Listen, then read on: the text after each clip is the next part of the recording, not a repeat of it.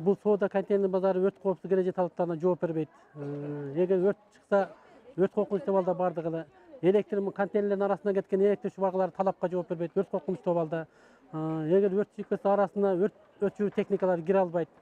Бул боюнча жыл башынан бери бир канча жолу өзгөчө кырдаалдар министрлигинин райондук бөлүмү менен биргеликте өрт техникаларын киргизип, өрттүк техникалык машыгууларды өткөрүп атабыз. Ошол эле жеке ишкерлерге түшүндүрүү иштерин жүргүзүп атабыз. Ушул бир көп жылдан бери текшерүү бардык базарларга санитар чаралар көрүлүп атат. Дагы болсо жакшы жыйынтыктар чыкпай атат. Жакын арада ушул мына 6,5 гектар жер аянтын ээлеген Тураталы мамлекеттик базары мына биздин маңдайыбызда.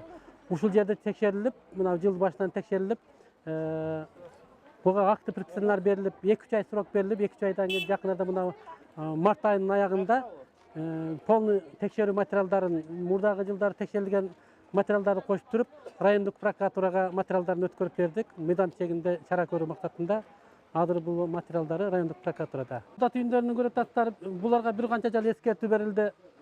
Мына жол боюнда өз алдынча мына газ баллондорду, өрт жарылуу коркунучтуу газ баллондорду коюп алып, мында балык, пирожки кремелерин пиширип отурушат.